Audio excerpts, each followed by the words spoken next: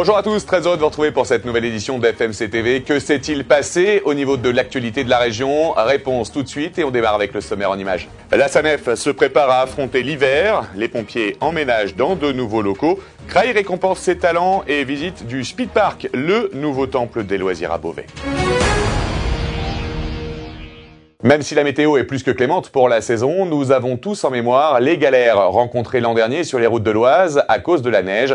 Pour parer à toutes les difficultés, la SANEF a mis en place son dispositif de viabilité hivernale. Chaque année, du 15 novembre au 15 avril, les équipes SANEF instaurent un dispositif de viabilité hivernale sur les autoroutes. 80 camions de déneigement, 36 000 tonnes de sel sont ainsi déployés sur les 807 km du réseau nord pour maintenir la circulation.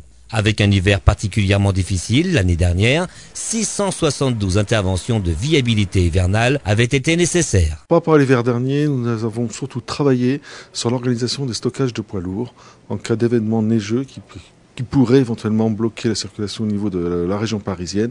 Et nous avons travaillé énormément avec les forces de l'ordre et les préfectures sur cette organisation afin que cela se passe dans les meilleures conditions.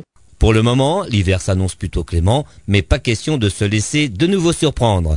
Cette année, en cas de grosse intempérie, les poids lourds seront stockés sur le parking du parc Astérix. La plus grosse difficulté, c'est de pouvoir recueillir l'ensemble des informations viabilité hivernale, surtout si on a des événements qui touchent un peu l'ensemble du réseau chez nous. On attend dans un futur assez proche la vidéo qui nous permettra d'avoir une surveillance un peu plus poussée du tracé et notamment pouvoir l'utiliser en plus de nos patrouilleurs qui nous remontent ces informations.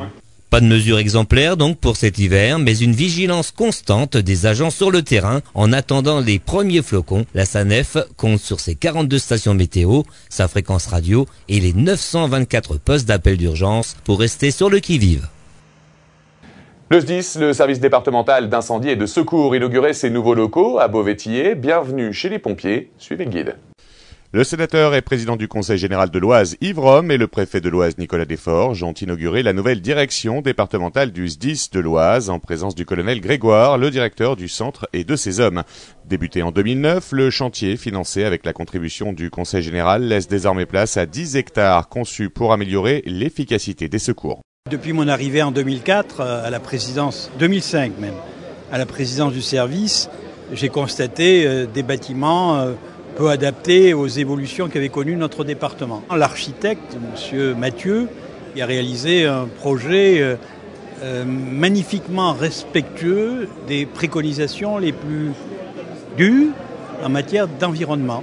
Plus spacieux et de haute qualité environnementale, ces locaux neufs accueillent le centre de traitement de l'alerte et le centre opérationnel départemental d'incendie et de secours. Ils font oublier les espaces plus confinés dans lesquels les agents assuraient leurs tâches opérationnelles. On a rassemblé à Tillé des unités qui étaient éclatées. On avait la pharmacie à usage interne à Mouilly, le magasin à Mouilly qui est revenu ici. On avait le groupe en formation qui est revenu sur effectivement Tillé, également la formation, d'où cela a été regroupé et évite effectivement aux agents d'avoir tout déplacement à effectuer. Ça montre que le SDIS a véritablement trouvé sa vitesse de croisière. Avec ses 60 000 interventions annuelles et la modernisation de ses équipements opérationnels, le SDIS de l'Oise se place désormais à la 16e place des SDIS de France pour son activité sur le territoire. La faïencerie de Creil accueillait la soirée des talents créois qui récompensait des citoyens qui se sont illustrés dans différents domaines. Rencontre avec ces anonymes qui ont du mérite. Pour sa deuxième édition, la soirée des talents créois s'est ouverte sur un spectacle de hip-hop. Cette cérémonie officielle récompensait des habitants dans les catégories culture, éco-citoyenneté, économie, éducation-formation, solidarité mais aussi sport. Il y a des talents et ces talents, il faut les récompenser. Il faut montrer qu'il y a des choses positives à créer. Un défilé est venu pimenter la soirée qui a récompensé dans la catégorie culture le label associatif Puromike.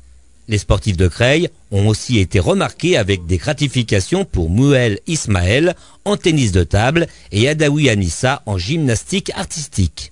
En économie, Nora Amroun remporte un prix pour sa maison d'édition favorisant l'apprentissage des langues étrangères. On passe de l'ombre à la lumière et ça permet aussi de revoir, on voit défiler toutes les années de travail dans l'ombre. C'est une récompense que je mérite.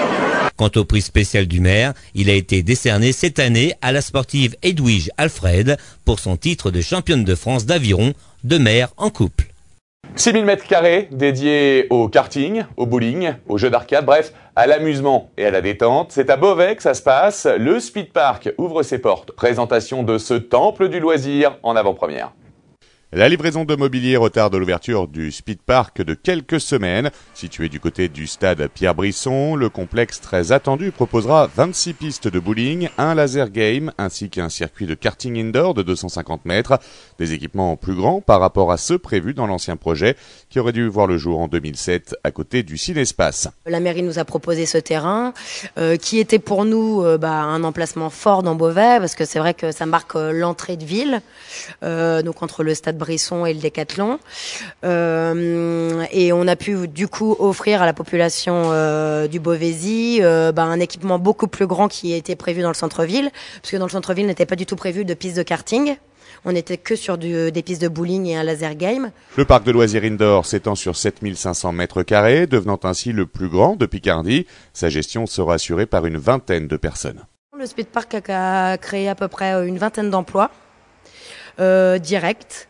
Donc principalement d'une équipe de karting qui est quand même assez grande, qui est entre 5 et 6 personnes. À suivre l'année prochaine, nous comptons ouvrir le restaurant Tommy's Café. Et ce restaurant, on pourra compter au moins une trentaine d'emplois en plus des nôtres. Donc sur la globalité, on sera à peu près sur une cinquantaine d'emplois. Il faudra donc patienter encore un peu avant de tester les billards, le bar lounge et le circuit du complexe dont l'ouverture est reportée au 2 janvier. C'est la fin de cette édition, merci de l'avoir suivi. De nouvelles informations dès la semaine prochaine et on attend le Père Noël avec le sourire. D'ici là, au revoir et bonne semaine.